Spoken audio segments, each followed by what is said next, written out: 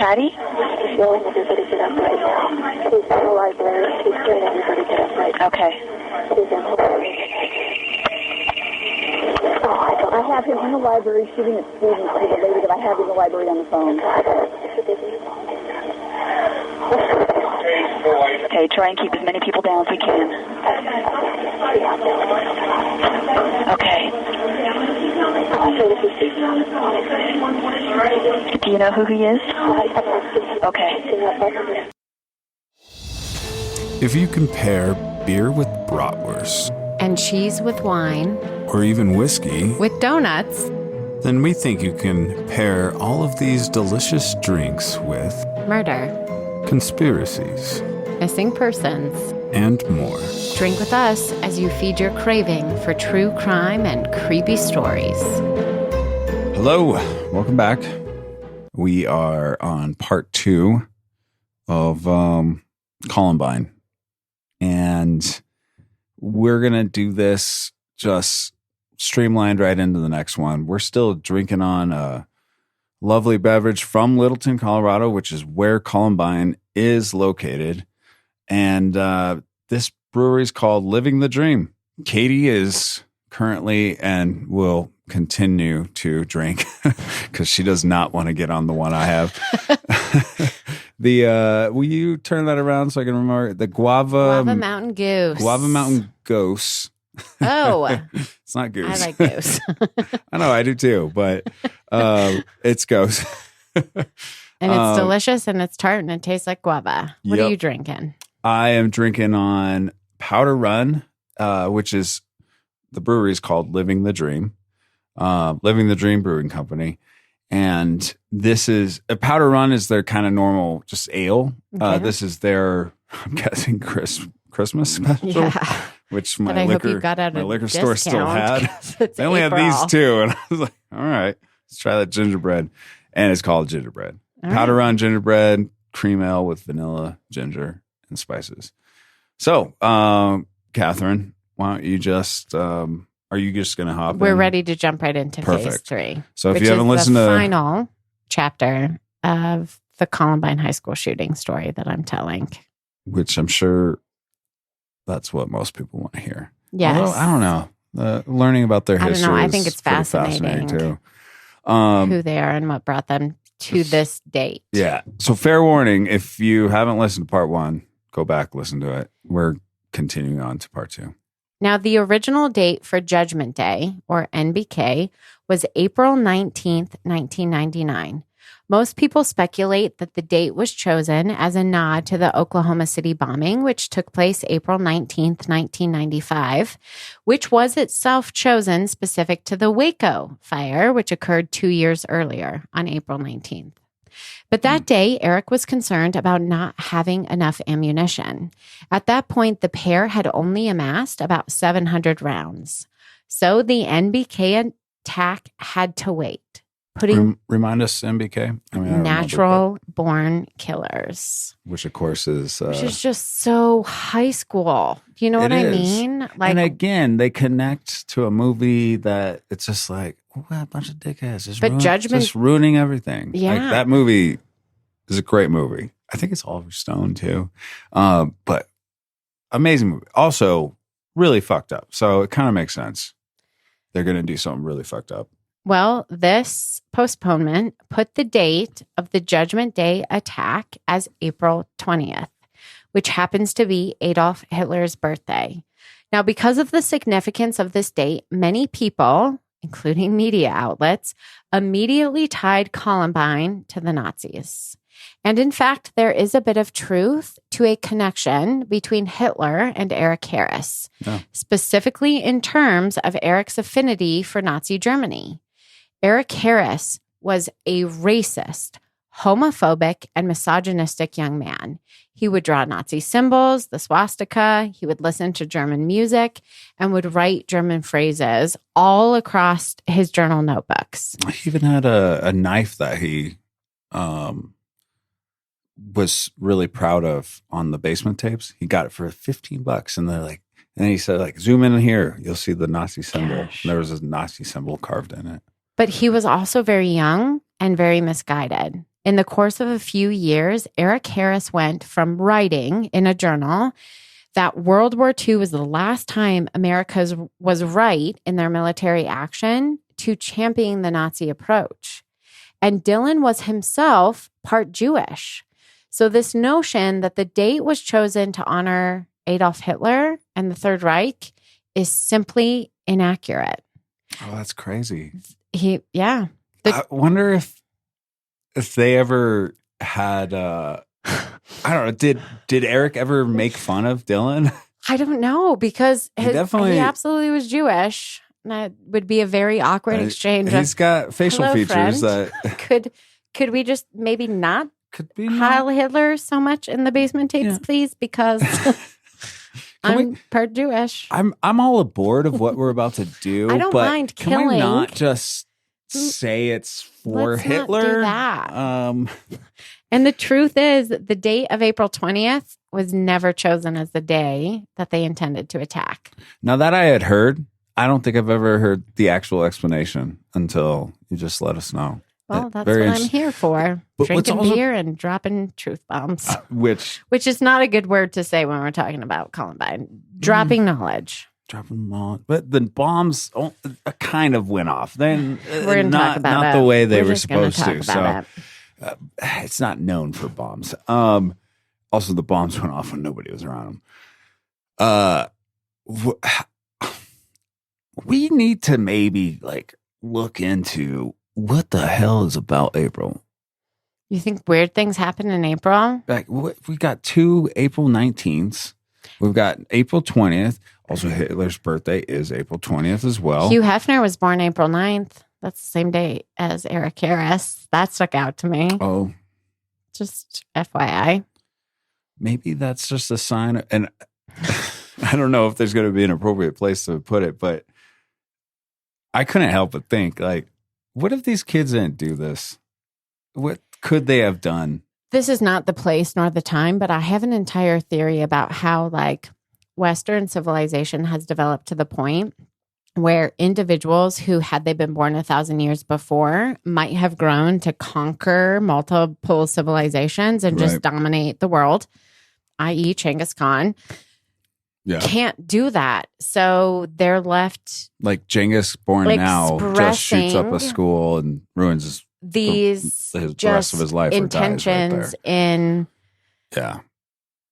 21st century ways. And this is not the time because we're ready to get started telling this story.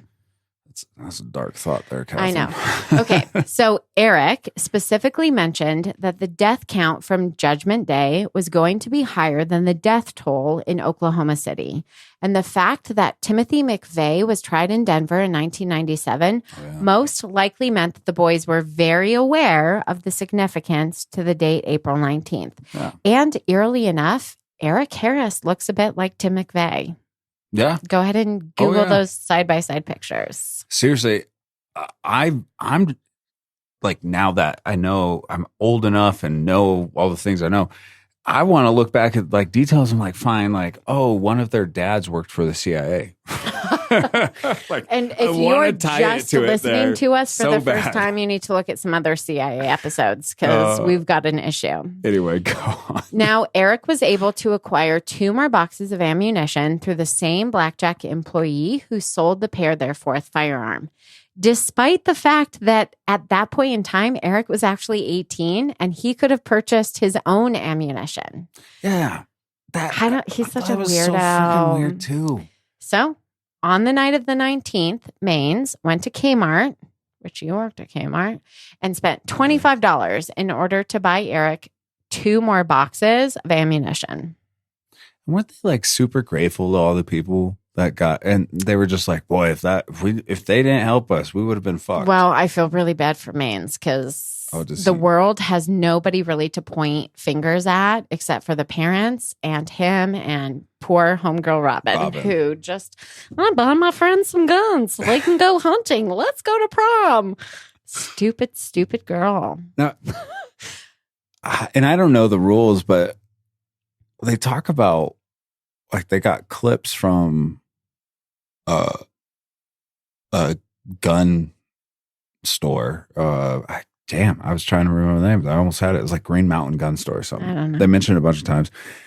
And that store calls the home and they use their dad or it's Dylan, I think. No, it was Eric. Eric? Okay. Wayne answers the phone and he's like, your clips are ready. And Wayne goes, oh, I didn't buy any clips.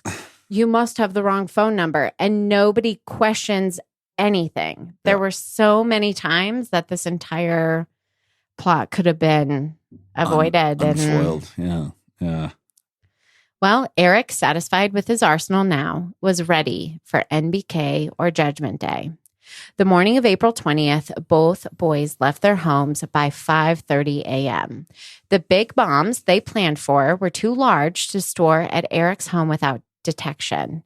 So the morning of the attack, the boys skipped school and went to work acquiring the parts they needed and building the bombs.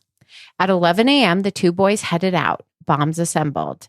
Dylan was wearing cargo pants and a black t-shirt with the word Wrath written in red letters. His Red Sox baseball cap turned backwards. Eric's t-shirt read Natural Selection. Both young men wore black combat boots and they shared a pair of black gloves. Eric donned the right one and Dylan the left. Before leaving, the boys recorded their final basement tape goodbye. Act 1 of NBK, or Judgment Day, began with placing a large bomb 3 miles from Columbine High School to function as a decoy. This bomb, which was designed using instructions from the Anarchist Cookbook that Eric found online, involved aerosol cans, which were to be used as detonators, wired to an old-fashioned alarm clock. Yes, like the one with the two little, like, silver domes at the top that rings when it hit what were they detonating? It was I think it was a propane tank. Because they used propane tanks inside the school. Yes. So I'm assuming it was the same. Interesting. Which... Well, they failed. One thing... All right. So for anybody that doesn't know, Littleton is not like... It's not like super... it's not Denver, where Denver is just like surrounded by suburban for miles and miles and miles and miles and miles. Littleton is like on the corner of the front, what we call the Front Range. Yeah. And you literally like 10 minutes west and you're in the foothills. Mm-hmm. They literally could have gone to natural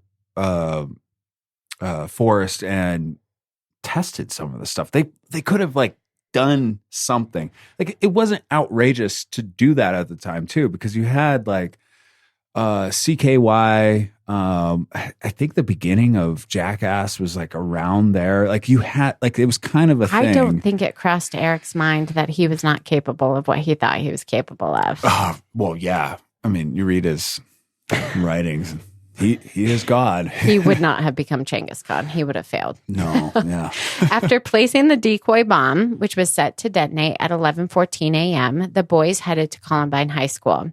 But at this point, they were behind schedule. The boys pulled into the parking lots at around 11:10 a.m. Now, a few female students actually waved at Eric as he pulled into the parking lot. And in response, this young man who intended to kill hundreds of people simply smiled and waved back. Now, Dylan parked his black BMW in his normal spot in the senior lot, which put his vehicle facing the cafeteria entrance. Eric He drove a BMW? I think it was an older version. His parents were very wealthy. Even so. Eric pulled into the junior lot, ensuring his vehicle faced the student entrance to the school, where most students would run after a large explosion. Then, carrying a large duffel bag each, Harris and Klebold made their way toward the commons of their high school. Now, this common space also served as the cafeteria or the location where students ate their lunch. Each duffel bag containing a propane bomb was to be positioned next to one of the large pillars that held up the second floor of the school. These bombs were set to detonate during the busiest lunch period that Columbine offered.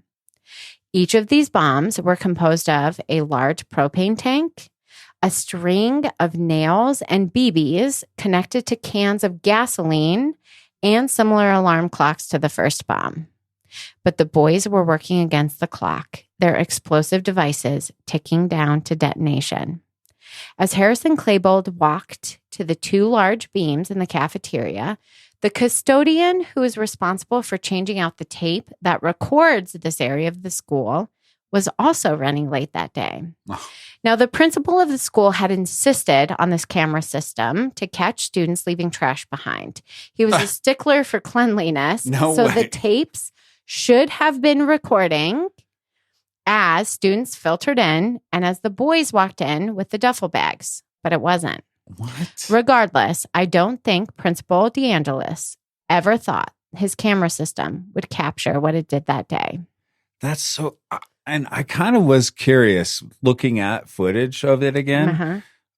I'd never really thought about it because why would I at a younger age? But being older and like knowing, like everywhere has security systems now. And there's reasons like this type of thing and other things that have happened after. We have security systems for everything now. It did strike me a little odd in 1999 for a school to have a security system. He wanted to catch kids leaving trash. And it was for trash? Yep. That is so goofy. Now, after strategically placing both bags containing the devices that should have killed hundreds, the boys left the school and headed back to their respective cars to prepare for what they planned in Act 2. Okay, so they go in, they drop the tanks near the pillars. None of which is recorded. And nobody sees these kids doing it. No, it was pretty like hustle and bustle at that point in time. Nobody's noticing these 2 guys. Like lots of kids filtering in, lots of noise, lots of commotion. Crazy. Now at their vehicles, I thought I wrote this in here, but I didn't come across it. So I'm a little worried about the rest of it. In the parking lot, do you remember our friend Brooks Brown? Yeah. He actually comes into contact with Eric Harris, who has threatened to kill him on so many occasions the morning of.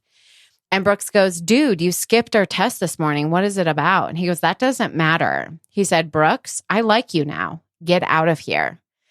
And so like he warned Brooks to leave. Did Brooks leave? And Brooks left. Ooh. I know. Weird. Yeah. Okay. So Act 2. Brooks knows a little more than what he said he knew. So at least he knows what they're capable of. Now, at their vehicles, both boys geared up for the next part of their plan. Their intention was to kill anyone who had escaped the chaos from the explosions in Act 1. From their chosen positions, they planned on pretty much shooting and picking off any of the fleeing students. Now, Dylan waited, ready to shoot these fleeing students, armed with an Intratec Tech DC-9, which is a 9mm semi-automatic handgun, and a shotgun. Eric waited for the explosions, armed with a high-point 9mm carbine rifle and a shotgun as well. Each shotgun had their barrels shaved off. In addition to the firearms, Harrison Klebold carried 80 portable explosives, including pipe bombs and carbon dioxide bombs, which they referred to as crickets. They were even armed with several knives, just in case Act 2 deteriorated to using those types of weapons, anything to add to their total body count. Then, to complete their ensembles, both boys donned a black duster or a trench coat, leading many to believe that the perpetrators belonged to the alleged trench coat mafia, which was completely false. After getting ready, the boys waited for the explosions to indicate that Act 2 was commencing. But Harris and Klebold were waiting for nothing. Little did they know that Act 1, as they had planned it, never actually occurred. In fact, up to that point, nothing had gone as planned. The decoy in the park had completely fizzled. A land surveyor found it and moved it. The pipe bombs and one spray can detonated in connection to that bomb, but in the end, all that came about was a loud noise and a small grass fire. Really? Yes. So the first bomb was actually found and just moved? Yes. I mean, did it look like a bomb? I assume I don't know. It did. I'm not sure. I didn't find any pictures of it. Interesting. And after drawing no real law enforcement presence away from where Columbine was to occur, the decoy bomb, all it did was indicate that something in the area was a little bit weird, was a little bit amiss, putting law enforcement kind of on their toes.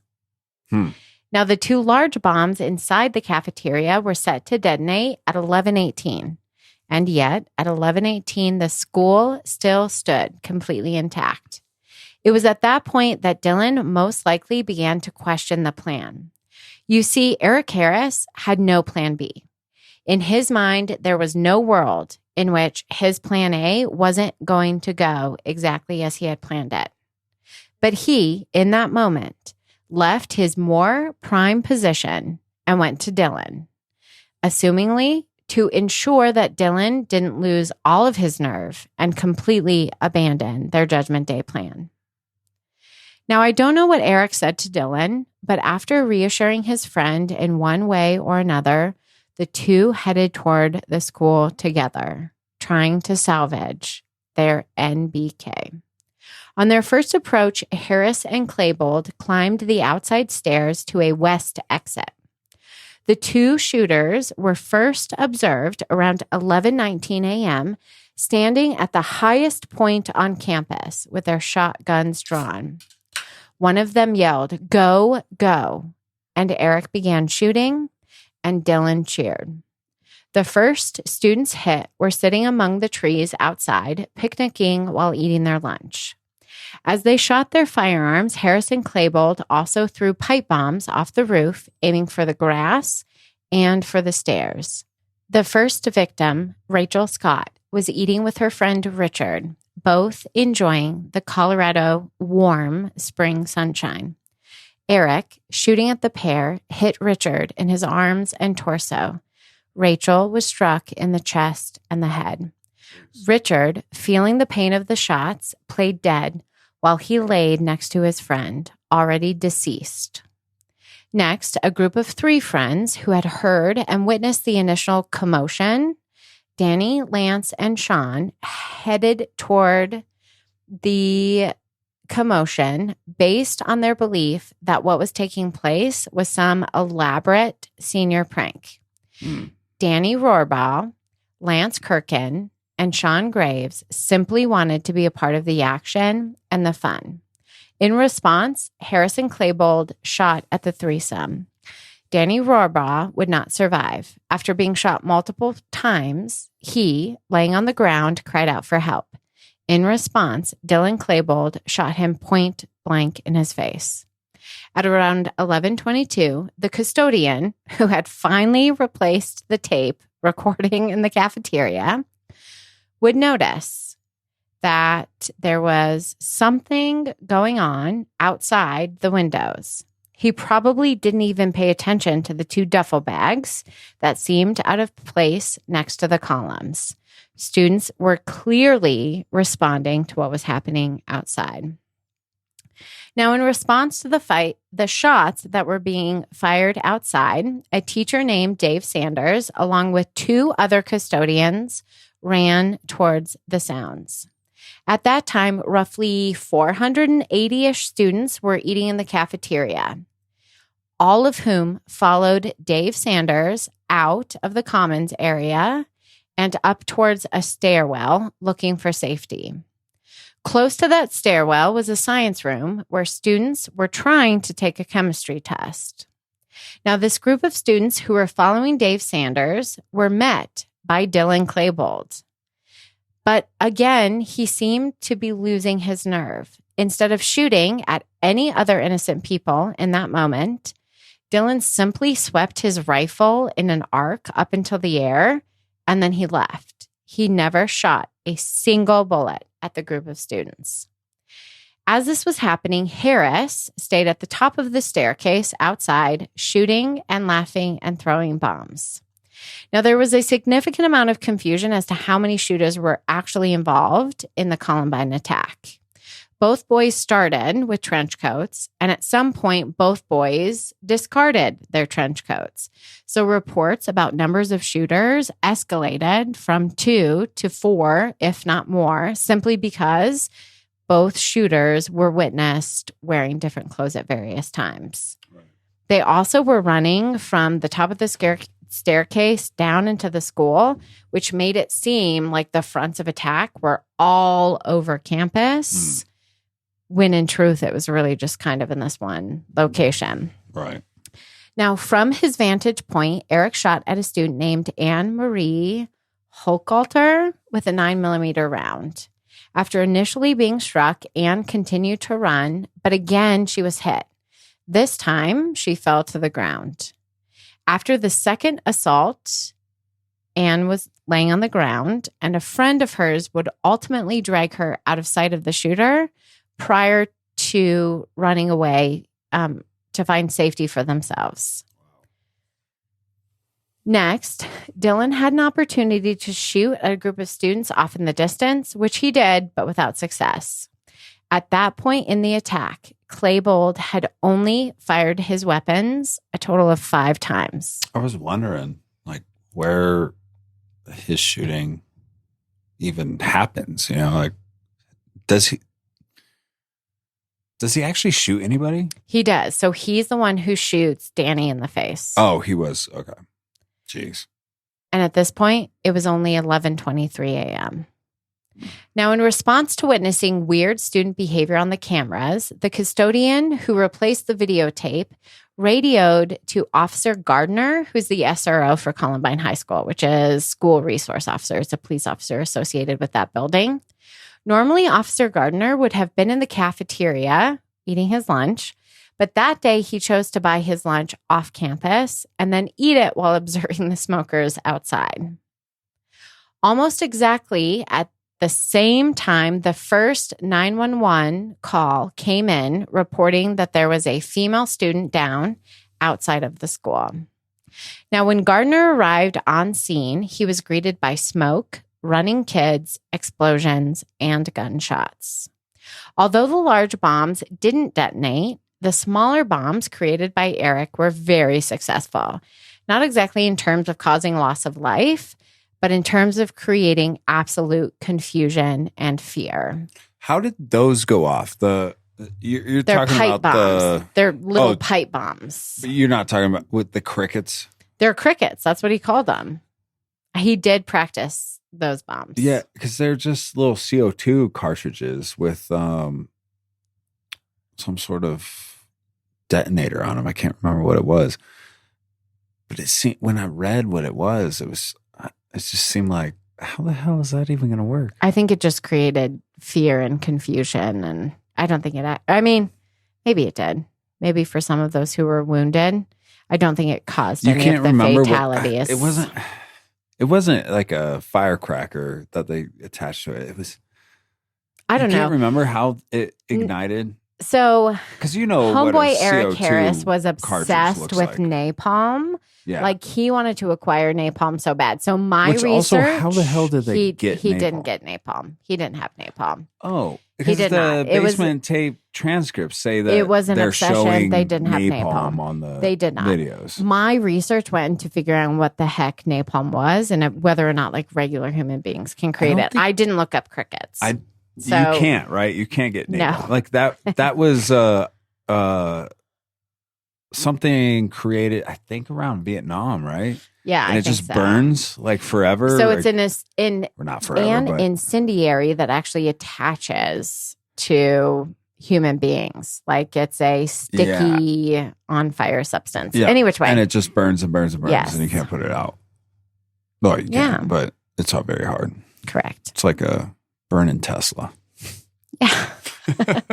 Now, the students who had followed Dave Sanders out of the commons or the cafeteria area were sent down a hallway towards the art teacher named Patty Nielsen, and she led this group into the library to seek safety. Once in the library, Patty made what has become the most infamous 911 call associated with the Columbine High School Massacre. Here it is. Jefferson County 911. Yes, I'm a teacher at Columbine High School. There is a student here with a gun. He has shot out a window. I believe one I've been Columbine High School. I don't know what's in my shoulder. If it was just the last beat through it. Okay, has anybody been injured, ma'am? Yes. Okay. Yes. And the school is in a panic. And I'm in the library. I've got students down under the table, kids. Heads under the table. Kids are screaming. Some of the teachers are, trying to take control of it. We need police here. Okay, we're getting them there. Police here. Who is the student, ma'am? I do not know who the student is. Okay. I saw a student outside. I was in Holden. Okay.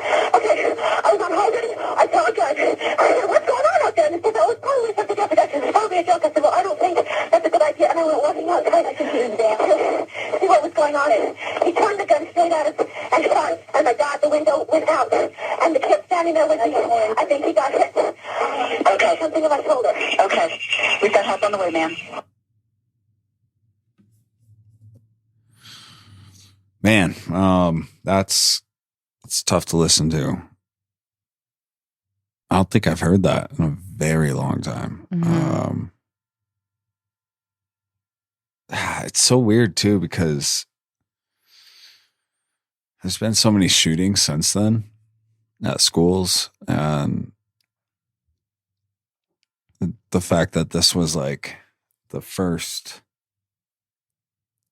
I know it wasn't the first school shooting, but it was the first that went out, to everybody, and everybody knew about. So before then, even though there was school shootings, this teacher had no idea like that this was even a possibility. And she's like just doing everything she can. And that, from that recording, like handling it like a boss. I mean, She really was. And I think about it this way. Prior to Columbine, there was no expected response when something like this occurred at schools. So yeah, it wasn't the first school shooting, but it absolutely was the first school shooting that brought about this unified response. Districts around the country developed plans for this is how you handle in this type of situation. And she didn't have that. She literally was just flying by the seat of her pants, and she was injured. She had like sustained injuries because of shrapnel that came from shots. And she was just trying to figure it out. And I think that's commendable. What's crazy too, though, is, and correct me if I'm wrong, no blame on her at all, but having the students go under the desk and stay there led to a lot of death. Well, because we're just about to enter the library. The library's the worst but again, of it all. She had no idea. No, she had no idea. She tried. Absolutely no idea. And to be very honest, I mean, she went into my trainings for tornadoes, and that's what you're supposed to do. The idea is you lock a door and you get in a corner and you wait for somebody to come rescue you. And so in that regard, she literally was ahead of her time. Get down someplace safe and we'll just wait. Did she lock was there locks on the door? I have no idea. I don't know if Columbine, I doubt they had doors.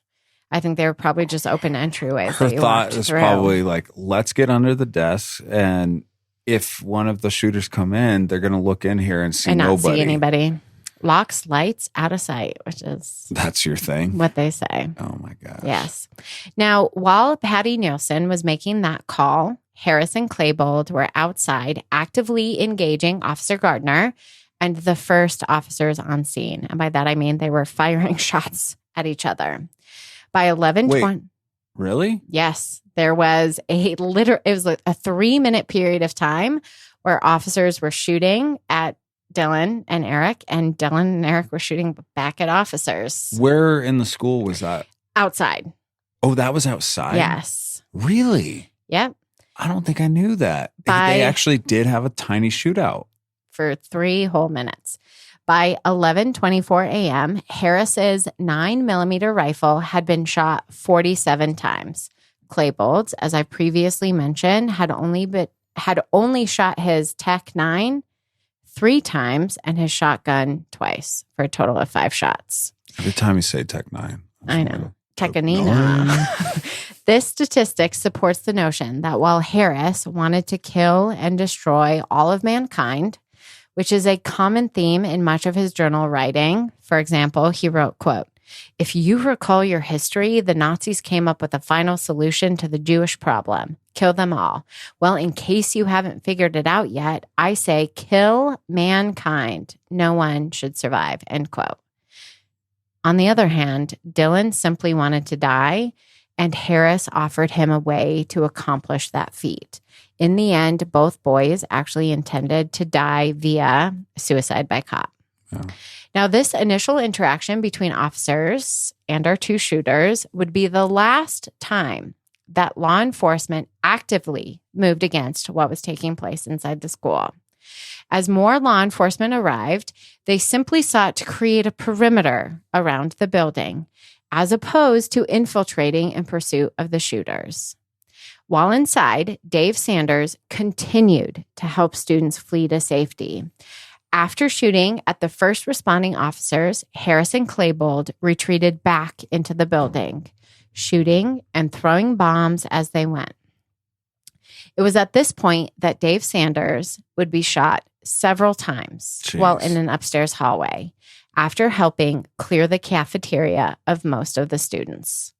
After being shot in the torso, neck, and head, Sanders crawled into a science room where the chemistry test had long since been abandoned. In rough shape, but still alive, Dave was tended to by two students who tried to stop the bleeding. 4 hours, and I mean 4, the number 4, Dave remained conscious, simply waiting for help. No. Now, at one point, to draw attention to his urgent need, students wrote the following words on a whiteboard. 1, the number 1, bleeding to death. And then they placed that whiteboard up against a window facing out so that first responders, and as it would turn out, the media alike, could see. Yeah, I remember that. Now, this science room would be one of the last rooms cleared by SWAT once they decided to enter the school. Now, jeez, I know. After spending some time in the cafeteria, shooting at the two large bombs in hope of them detonating, the two shooters headed towards the library in search of more potential victims. As Harris and Klebold entered the library, dozens of students hid under tables. One such student was a girl named Cassie Bernal. And for a moment, I'd like to take a break from describing the Columbine High School Massacre and tell you a little bit about the years she had leading up to the moment where she found herself hiding, trying to survive. Now, in the winter of 1996, Misty Bernal, Cassie's mom, believed that her daughter was possessed by a demon. What? Yes. After finding a Bible in Cassie's room, Misty opened it to find a stack of letters from a close friend. And what these letters described was truly horrifying to Misty. The letters included acknowledged desires to kill teachers and parents. There was a declaration that murder was the only answer. What? There were also some significant, heavy sexual descriptions, talk of witchcraft, and discussion of vampires. Now, immediately, Misty called her husband, Brad. What age did you say this was? It's 1996. Oh, so 3 years before? Yeah. She was a senior, I I'm think? not sure what I she think was. she was. She was a young. Anyway, she was in high school. It was either right before high Yes. school or in high school. So Misty immediately calls her husband and then actually calls the sheriff's department. After confronting her, Cassie admitted to writing similar letters herself, and then she screamed that she wanted to kill herself. Misty, as a mom, did not hesitate. She removed Cassie from public school and enrolled her in a private school. Cassie was only allowed to leave her home for youth group. And this period of time could be described as incredibly rough for the Bernals. Cassie would self-harm. She would scream suicidal threats at her parents, and at points in time, she even bashed her own head against a bathroom sink. Then, after one evening with her youth group, spending the time praising and worshiping God in the mountains, Cassie was changed. She claimed to have been made brand new, and this new version of Cassie asked to go back to public school. And for her, that meant Columbine. But there, Cassie was socially awkward, and she struggled to adjust to her new schoolmates. And on April 20th, 1999, Cassie found herself in the library during that lunch period, sitting next to a girl named Emily Wyant, who was sent there to study for a science test, which she had missed the school day before. And therefore, her teacher was like, "You're not ready. You don't get to sit the science test. Go to the library." Now, when the art teacher came in screaming for the students to get under the tables, that is exactly what Cassie and Emily did. Near them, another student was crouching beneath her table for protection. This girl's name was Valine, or Val, Schnur. She was hiding along with fellow classmate Laura Townsend when Harris and Klebold entered the library at 11:29 and made their way toward the hiding students. It was Klebold who shot under Val and Laura's table. Laura would die almost instantly, but Val, having suffered 34 different wounds in her torso and her arms, who, as Dylan walked away, would pray, oh my God, don't let me die." Hearing this, Dylan turned and returned to Val. He then asked her, "Do you believe in God? Why?" To which she responded, "Because I believe, and my parents brought me up that way." In response to this declaration, Dylan reloaded his weapon, but after becoming distracted, he walked away from the terrified and bleeding young girl.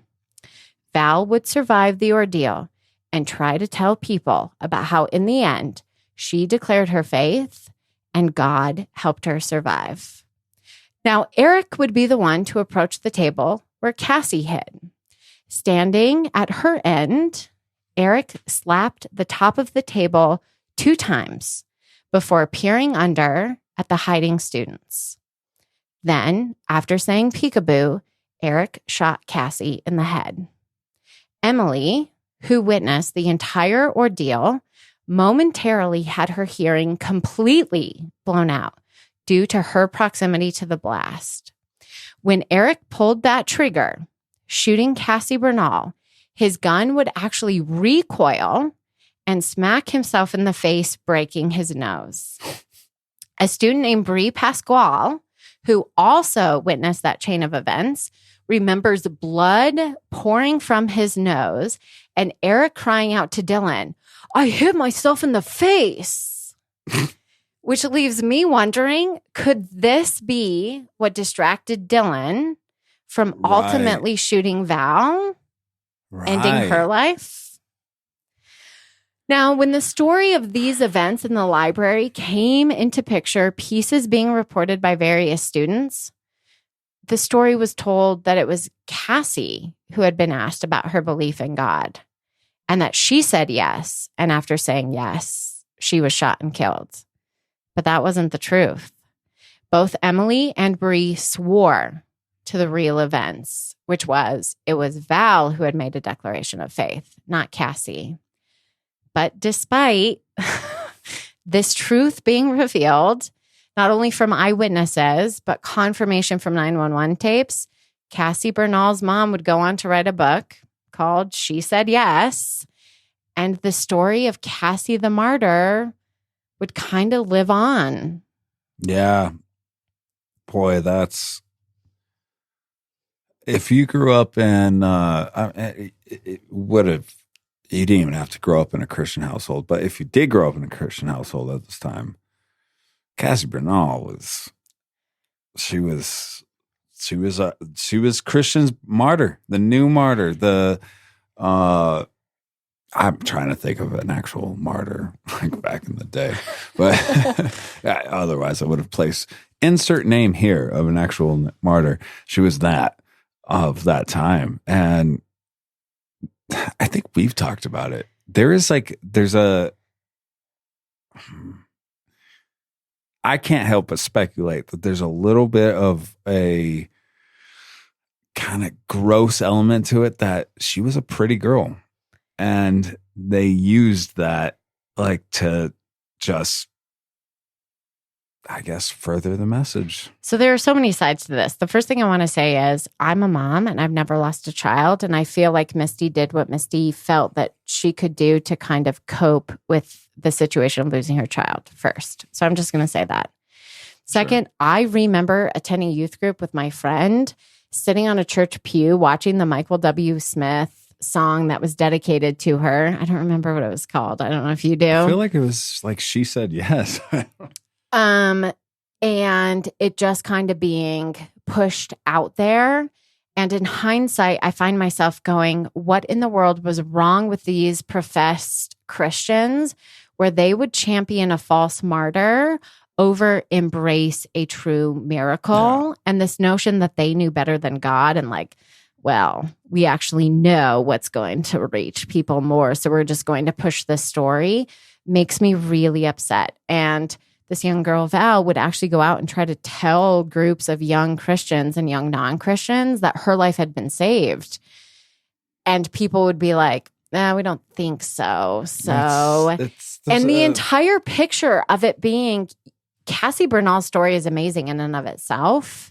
And if you tie the two things together, well, Val professed her faith and she was a moment away from Dylan shooting her again. And it was Cassie Bernal's bullet that recoiled and hit Eric in the face, which distracted Dylan. Like, the whole picture was completely ignored because there was somebody who's like, we could write a book and we could make a song. Right. And like we're reaching people for God, but we're going to do it through dishonest means. I just find that disgusting. Yeah. And even if it's dishonest means of details came out in the beginning and this is how it was, so we ran with it. And now we're finding out it's not true, but we're just not going to pay attention. Like, we're just going to ignore it's the gross. truth. It's gross. Yeah. Come on. Like, that's, as Christians, aren't you supposed to be all about the truth? Yeah. By the way, the song's called This Is Your Time. Oh, yes. Good old Michael W., which actually he's a good guy. I'm sure he is, but the exploitation of the situation and I read this book many, many years ago and I revisited it again in preparation for this. It's called Columbine. It's written, insert his name. I can't remember it right now because I'm 2 beers deep. More like 4. But he talks about how this occurred in a time where there was this movement of WWJD bracelets, and it was very in to be a Christian and a believer, and how after Columbine, there were lots of churches who capitalized on the catastrophe and tried to use them to, I think in their minds, reach people. Yeah. But it just felt icky to others. Yeah. And kind of led to, I mean, you used to be able to find churches on every corner, and now churches, it's hard for them to even survive after like a few years. They're just like any other regular business. And I think part of that comes from this era, like of this kind of fake Christian sort of feel that was there. And part of that is right there in the Cassie Bernal story. Now, while in the library, Harris and Klebold seemed to revel in the mental terror they were inflicting upon the students hiding there. It was also in the library that Harris and Klebold seemed to target certain students. For example, they referred to fellow classmate Isaac Scholes as a racist name and specifically looked for students wearing white hats, which was a well-known Columbine athlete trademark. This fed rumors that the attack was planned, intending to get revenge on the jocks who allegedly made Harrison Klebold's life miserable. Yeah. By the time the pair left the library, they would have killed 10 students, including Cassie Bernal, Steve Kernow, Corey DePuter, Kelly Fleming, Matt Kechter, Daniel Mouser, John Tomlin, Isaiah Scholes, Lauren Townsend, and Kyle Vasquez. Next, Harrison Klebold attempted to receive return fire from officers by shooting through the windows of the library. But after failing to be shot, the pair left the library and made one final attempt to explode the bombs in the cafeteria.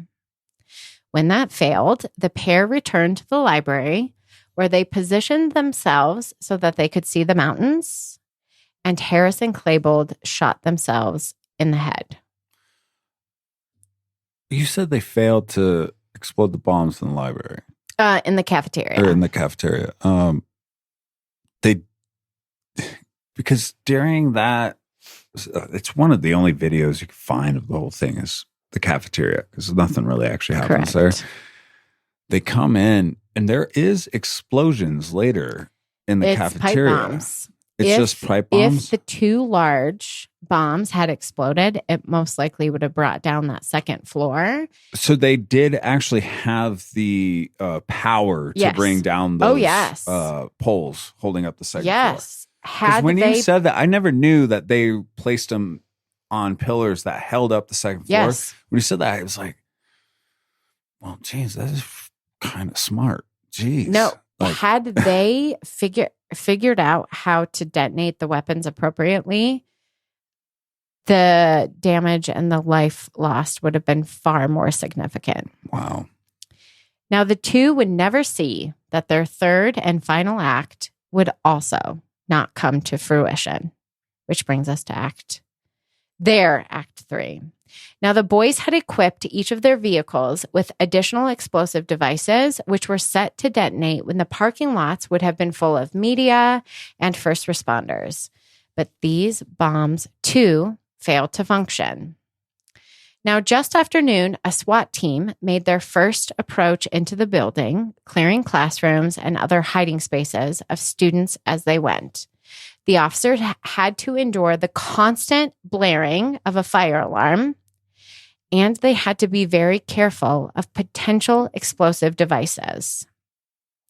At 2:30 that afternoon, news cameras caught movement in one of the library windows. A student, Patrick Ireland, had crawled toward the windows after being shot in the head. He would climb out of the window, where a SWAT team would and waited to catch him. Patrick Ireland would survive, and these sort of video or like recordings are some of the most common in connection with the Columbine High School Massacre. Now, when Dave Sanders was finally reached by law enforcement, he was still alive, but the beloved father, husband, and friend would ultimately die at the hospital. The bodies of the victims, including the two who had been killed outside, would be left where they lay overnight, infuriating parents and much of the community. Yeah.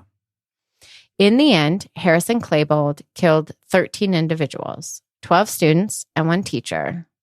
The shooters also injured 21 others, not to mention taking their own lives. In the days following the massacre, Dylan and Eric's homes were searched.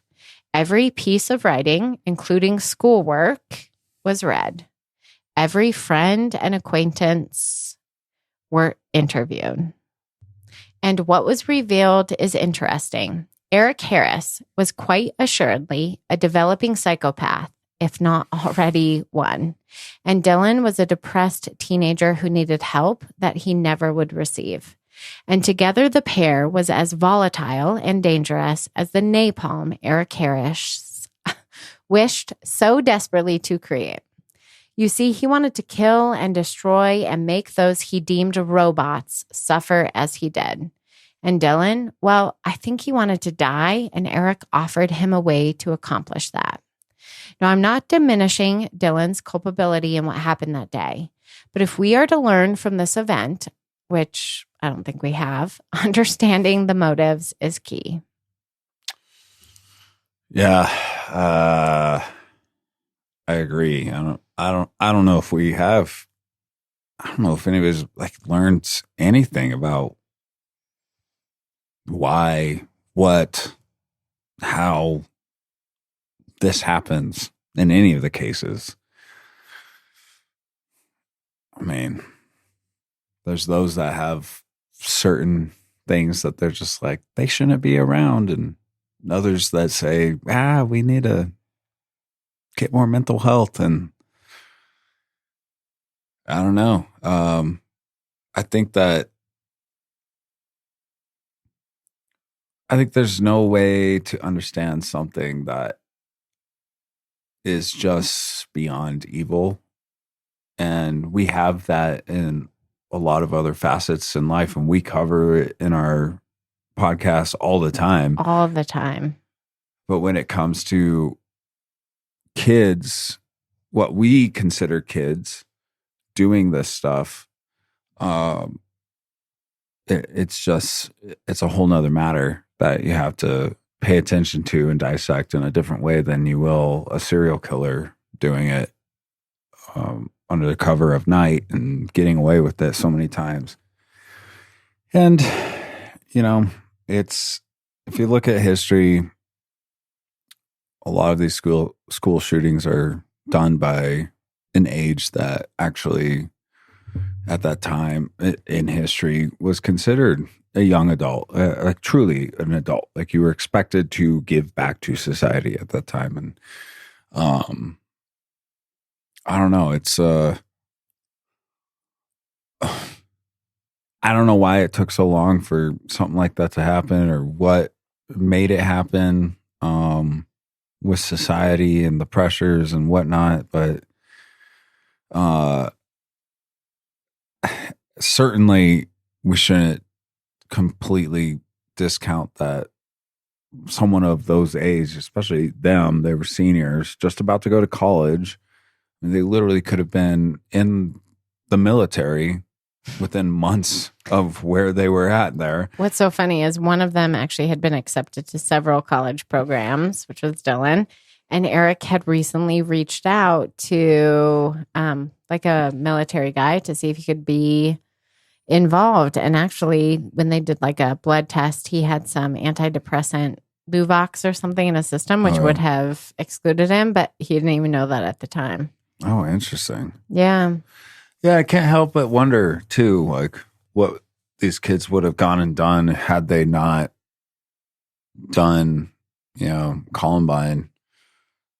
And Dylan is kind of easy to think that he could have probably gone and done something great. He just needed some things to work out, which works out. Like every high schooler, maybe not every, but a lot of the high schoolers in any decade, they are depressed. They are dealing with all the same shit that he's dealt with. There's so many military kids that have to move from school to school to school, and none of them end up shooting up a school. And they probably they probably could read some of his readings and be like, yeah, I relate with that. It's so interesting. Like, I wonder if you could pinpoint the moment or the event that took these trajectories and sent them towards Columbine, whereas before they could have gone on just like a variety of different paths based on their experiences. Because I went into it like, this event led to this event, which led to this event. And really, their histories, their characteristics, their traits really could have wound them up in a totally different place had maybe one thing gone differently. And that's kind of interesting and also very scary. Like, I just wish they had an outlet. Like, why don't they form a band and just make evil music about killing people? Like, there's plenty of people that do that and have an audience for it. There's just so many things they could have just had an outlet for this. And they're living, I mean, we all get older and we look back at high school and you're just like, geez, like those are the best days, especially like junior, senior year, where you have the freedom of driving. And if you're not driving, you have a friend that drives. And you have no responsibilities except for get your schoolwork done. And really, schoolwork at that point is just like nothing, compared to the next step in Yeah, I college. read some of their school assignments. I was just okay. Okay. Why are we asking them to do this? It's your best years, and the fact that they just, I don't know, we're so obsessed with this D-Day and they couldn't let it go. It's really sad. And it's crazy too, because it does seem like from the basement tapes, transcripts, and some of their writings, they were fully aware of what they were doing. And they were fully aware that they shouldn't be doing it, which is a strange component to the psychopath part of it, because that's like, I think Eric was fully aware of what he was doing and why he was doing it, and that it was actually something he wanted to do. I think Dylan was playing pretend. you think so? I do. I think he enjoyed turning his self-hatred onto other people. And so he played a part and pretended with his friend. And then the day of, I think Shiznit got real, and he had to work his way up to what he did in the library. Well, and that he killed people. Oh, yeah. So homeboy one of the is first ones, accountable. And shooting somebody point blank in the face, I'm sure asking is for gonna help. And apparently, as he walked away, he said he was sorry. And I don't know. I thought this was going to be my favorite episode to write, and I did not like writing it. And I think it's because it's a story I know very well. And so choosing what I wanted to include was difficult. And also, I just really don't like these two individuals. Well, and I want to understand them and be like, this is what, and I just don't care. You call them dickheads, and they're beyond that. Yeah. And you can't find any excuse in any book for them and what they did. And there is that element that I spoke to a second ago, that there's just something about a younger person doing it, even though society doesn't maybe hold them up to the abilities to do that, especially at that time. The whole thing's just icky, when it is young individuals just taking lives and destroying lives of other young individuals. And it just, I 100% wanted to cover this because we are here in Colorado. In fact, and it's the 25th anniversary. Yeah, it's 25th anniversary. 2024. I even proposed, and I think maybe we still should, I thought we should maybe do an episode on, is there something in Colorado's water? We have... It's the altitude, my friend. I think it's the altitude. Yeah, maybe it is the altitude. We have a lot of shootings here that you just were talking about so strange. This young age. And I think that's what you have when somebody who is filled with that much anger and that much rage, combined with a not fully formed brain and mental capability, that the solution is, I want other people to hurt, and I want it to be the most extreme. I mean, he had plans where, had they gotten away from Columbine, they were going to hijack a plane. Yeah, I remember that. His brain was solving the problem that was his anger and his animosity towards the world, using the brain of an 18-year-old undeveloped boy. Yeah. Where it was the most extreme, the most absurd situation. He was even his just lofty goals of, I'm going to bring down the second floor and hundreds upon hundreds of people, and after I'm dead there's going to be an explosion and more people are going to die. Yeah, it's so grandiose and unreasonable that it could only be thought of by their goal a 19-year-old kid. Was the most deaths in the United States, which when they said that, I'm like, what do you mean by that? Do For you not no know about the reason Civil other War? than hatred. They were projecting 250 people dying, is what they thought could easily be attained by what their plans were. Yeah. No, it's it is literally something carried out by a young individual that really has no idea what reality is. It's a detachment from reality. And Eric 100% was detached from reality. If he didn't have any other mental problems, it was definitely at least a detachment from reality, if not further others. And then Dylan, like you said, it might have just been, depressed enough and easily controlled enough to like give in to something like that. But it's still so extreme. I don't give him a pass for anything. No, he doesn't get a pass. The plan, everything they did, and the amount of time that they planned it, he 100% had thousands upon thousands of chances to be like, nah.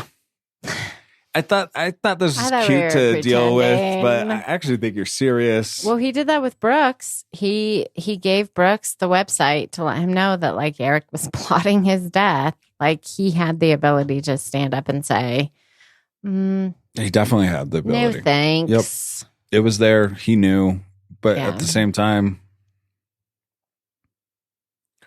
he had enough anger and hate in his heart, and that he definitely still aligned with Eric's philosophy on life. But what I found so interesting was he called them zombies, which was almost like, these poor other people can't help, but they're zombies. Mm-hmm. And there was almost like a sympathetic, you're below me situation. Which he does right in that like God complex. Whereas Eric Harris called them robots, and he had just this anger at them for being robots. And like they're not even human. No, and robots have like, they are programmed to ruin your life. Right. They were just, I don't know. Don't read their writings. It will ruin your day. In another life, I think Dylan could have been like a misguided cult leader. Some of the stuff he wrote, I was just like, fascinating. No, I think either of them. And Eric just hated. Eric's psychopath. Hated. Thinkings and abilities of everything he did. If he could have honed it, might have been able to be a good politician or a freaking CEO guy. But he couldn't. And really, honestly, probably would have just became a serial killer. Yeah. After. Well, the library where a majority of the victims were killed was completely removed from the structure of Columbine High School. Oh, wow. And in its place, an atrium was created. An atrium? Yes. What is an atrium? That's a good question. I think it's a place where sun comes in. See, I think of like with birds. Like a greenhouse. I think that's the same idea. Yeah? Yeah, I think so. Now, the following year, after the attacks, in 2000, the Rebels football team won the state championship. And in victory shouted the familiar, "We are Columbine" chants. The tragedy definitely left its mark on individual lives and the community as a whole. But despite Eric and Dylan's best effort to kill and destroy, they could not destroy the enduring spirit that is the real Columbine.